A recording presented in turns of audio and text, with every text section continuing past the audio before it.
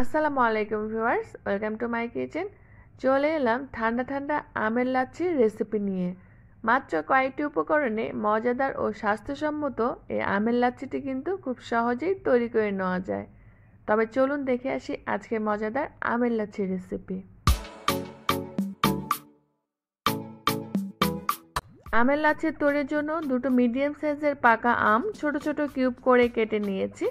এখানে আমার 1.5 কাপ পরিমাণে আম হয়েছে। মিষ্টিযুক্ত আম নিলে লাচ্ছির টেস্টটা ভালো আসে। আমের কিউবগুলোকে একটি ব্লেন্ডারের জারে নিয়ে নিব।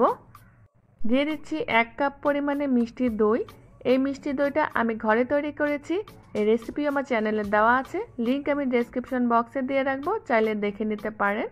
চাইলে টক দইও দেওয়া যাবে, সেক্ষেত্রে নিজের স্বাদ মতো চিনি অ্যাড করতে হবে। লাচ্ছির টেস্টটাকে আরও একটু এনহ্যান্স করার জন্য দিয়ে দিচ্ছি 2 টেবিল চামচ পরিমাণে গুঁড়ো দুধ। দিয়ে দিচ্ছি 1.5 কাপ পরিমাণে তরল দুধ।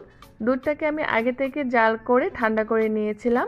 তবে লাচ্ছিটা যদি আপনারা পাতলা খেতে পছন্দ করেন তাহলে আরও একটু দুধ দিতে পারেন, আর যদি বেশি ঘন খেতে পছন্দ করেন তাহলে আরও একটু কমিয়ে দিতে পারেন। দিয়ে দিচ্ছি কয়েকটা আইস কিউব। এবারে সবগুলো উপকরণ খুব ভালো মতো স্মুথলি ব্লেন্ড করে নিতে হবে। খেয়াল রাখতে হবে যেন মিশ্রণে কোনো রকমের লাম্পস না থাকে।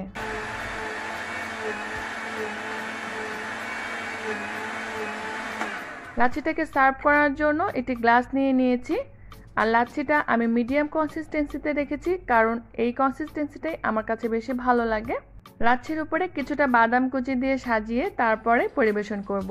চাইলে আপনারা লাচ্ছিটাকে ফ্রিজের নর্মাল চেম্বারে রেখে চিল করেও তারপরে সার্ভ করতে পারেন, কারণ ঠান্ডা ঠান্ডা খেতে কিন্তু লাচ্ছিটা বেশ লাগে। ভিডিওটি ভালো লাগলে অবশ্যই একটি লাইক করবেন, কমেন্ট করবেন। চাইলে আমার চ্যানেলটিকে সাবস্ক্রাইব করে নিতে পারেন। আর যদি ফেসবুক পেজ থেকে দেখে থাকেন তাহলে একটি লাইক ও ফলো দিয়ে রাখবেন। বিদায় নিচ্ছি, আল্লাহ হাফেজ।